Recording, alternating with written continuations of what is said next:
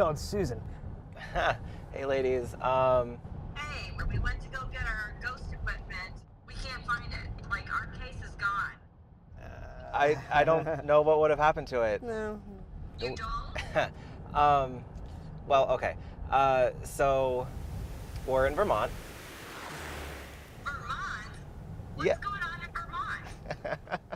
Vermont? It's called the Vermont Bear Film Festival. What? It's Boys only. yeah, Kinda. it's a bear film festival. It's boys only. It's Yeah. bear Burning Man. Yeah. Yeah, it takes place on this huge old farm, and it turns out it's haunted. We think some of them have kind of a questionable queer history. Well, that's awesome. And look, let's be honest. It's about time we went on the hunt for a new bear. I totally agree. Thousands of bears, and I'm very relieved that our ghost... Great. Lost.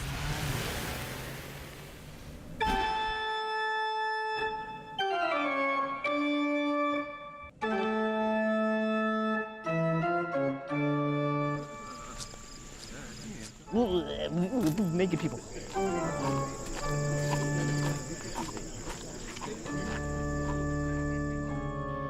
The boys were unaware that this particular bear event Welcome to Vermont.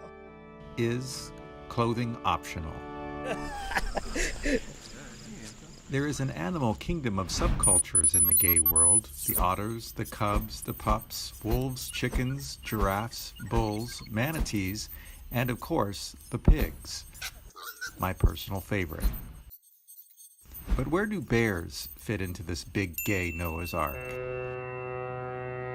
The bear community is basically gay men, probably any age, but most of them I'd say we're in their 40s to 60s or 70s, that are furry. That's an important part. And usually a little bit bulkier, bigger guys that like bigger guys.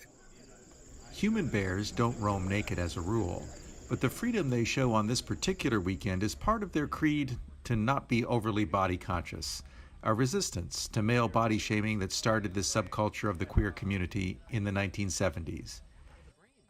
And it was about body imagery. It was about being able to share and love and all these things without worrying about what you look like outside and just relaxing and stuff like that. And I thought that was pretty cool. Queer filmmaker John Scagliotti hosts the annual event on his Vermont farm. His house has had plenty of time to get a few skeletons in its closets.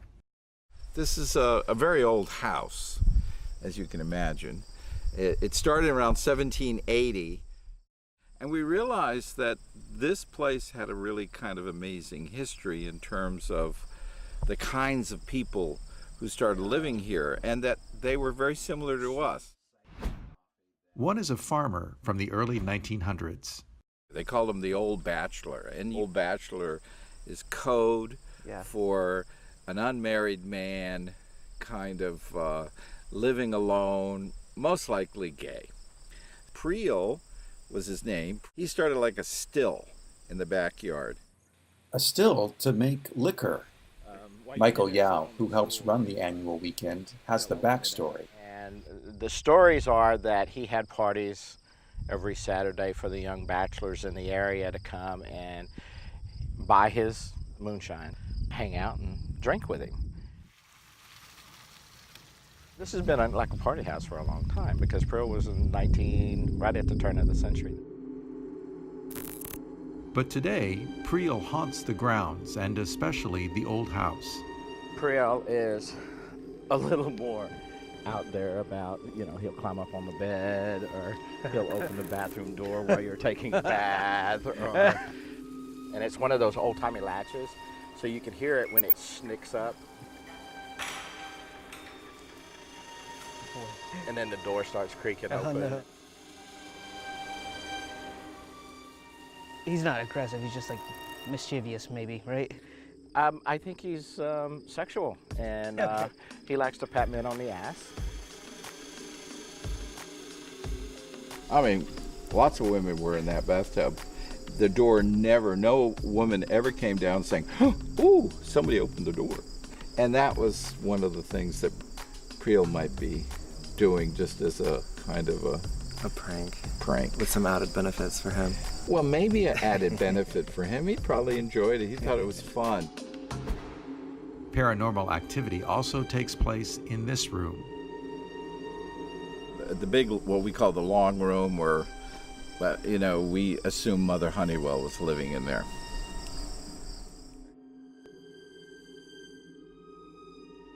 Well, she's called a witch. And we know that a lot of times people who are witches, there's another term for lesbians. Yes. People who stay overnight in this room often hear two women and the sounds of teacups.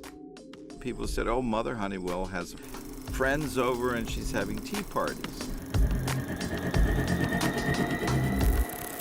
So these were all funny stories, but now, when people start taking it a little more seriously, it is kind of scary.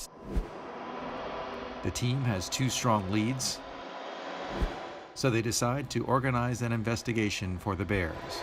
Like, thanks for coming with us. The first stop is an old cemetery on a nearby hill. So this cemetery is, one or two generations of the family that lived on the property.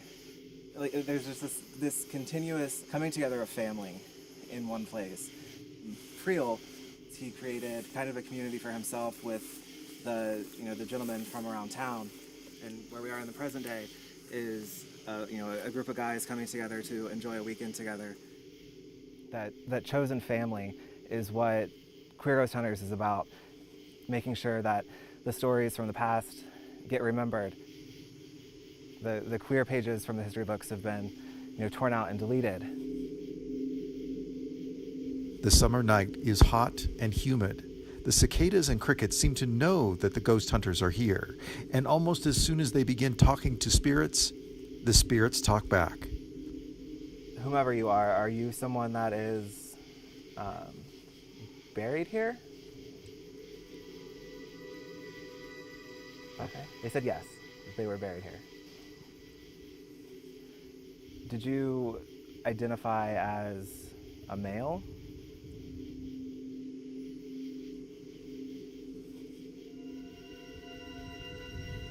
No. Okay. Could it be the woman who haunts the upstairs of the old house? Is it Mrs. Honeywell? Are you Mrs. Honeywell?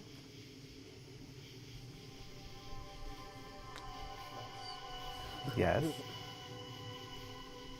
The theory is that she was labeled a witch because she was romantically attracted to other women, but maybe she had a little intersectionality going on.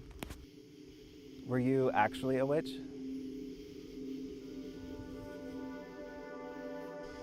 Yep.